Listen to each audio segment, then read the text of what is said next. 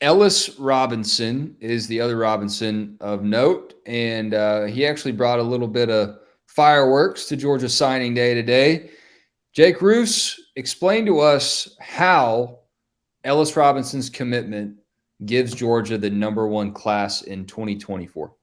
So you got to consider that currently there are only 3 guys that are being factored in.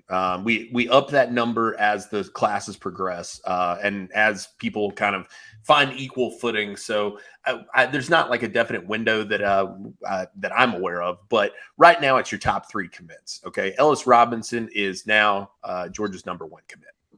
He is the top commit on their board, and he is the #1 cornerback in the nation, for God's sakes, which is about as premium of a position as you could possibly have a #1 player at when you're talking about college football. So what a fantastic job here by Fran Brown. And I went back and read some interviews I'd done with Ellis in the past, and he mentioned, what people see IMG, they think Florida. This is a kid from New Haven, Connecticut, originally played in the Catholic leagues, I think, up in New York at Iona Prep, and then transferred down to IMG. So he was a known commodity in the Northeast. And you know who else was a known commodity in the Northeast?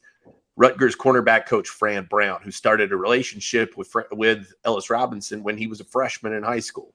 He carried that over immediately to Athens, and it has paid huge dividends for the Dogs. No question about it. Alabama and Georgia were jockeying for position throughout this thing. You can see it right there on the RPM if you're looking.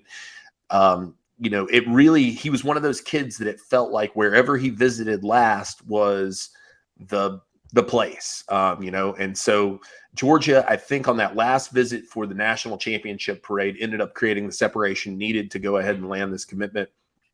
6'1", I thought we had him at 6'1" now. 5'11" and a half, we got him at 175 there. But at any rate, 6'7" wingspan on the young man. Can run out of the gym. Not maybe not a burner. I wouldn't say, maybe not the absolute. I mean, he's not. I don't think he's Keely Ringo fast. Let's put it that way. But he's got great speed. Deadly with the ball in his hands. A very, very willing striker, which kind of running like Todd Gurley here on this kickoff return, just all limbs everywhere, but he gets the job done. Reminds me a lot of DeAndre Baker as a cornerback. Like Ruth said, not a burner, super long, not like elite size, but good size, and the length is kind of the kicker there. DeAndre Baker comes to mind for me. Ruth, you mentioned Ellis as a known commodity out of the Northeast that spent some time at IMG. Georgia's got another one of those in the secondary that I feel certain probably helped with this recruitment. I don't know if they overlapped at IMG, but John Aguero. And also Dalen Everett. Yeah. So, the Dogs are racking up at IMG, and that wasn't always the case when IMG was first founded. Well, Georgia's killing it at IMG now. Yes. But I don't think either one of these guys played with Dalen Everett, or I don't think he played with Dalen Everett or Jonah, because his first year at IMG was last year, and Jonell had gone back to Massachusetts, and Dalen Everett was at Georgia. So yeah. But at least, he certainly at least has guys that are able to speak to that experience and say, sure, exactly, it's over, certainly, exactly. And you don't know if they knew each other from the camp circuits or whatnot and stuff. Oh, yeah, absolutely. Of course. Guys like this, listen, you're the #1 cornerback. Other dudes, I promise. You're around the other guys of this caliber. Yeah, these are his sophomore highlights. It really is amazing, though, guys. I mean, we watch so many of these huddle clips, and none of us are, professional talent scouts by any means, but you see these guys, and after a while, you start to think about it, and you're like, man, almost every guy in Georgia's secondary looks like this. Yeah. It's not just one. You're not just hitting on one or two of them. It's like the standard. And this cat right here is, enrolling. It's provided he enrolls injury-free, may play right away. I can see it. if there's any opening at all, a competition, a true competition or anything, as long as there are not two incumbent starters, I think and there won't be because, I mean, maybe.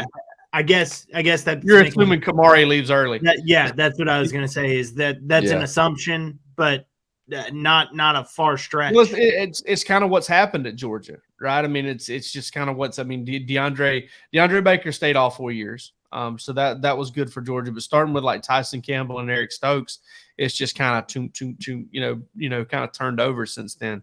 How does Georgia? I mean, I'm watching him excel on both sides of the ball here, and I know a lot of players do in high school, but how does Georgia determine like its special teams? Like watching this kid return kicks, pretty solid at that. And I always thought Keely Ringo would get a shot personally, but I can't remember the last time a defensive player.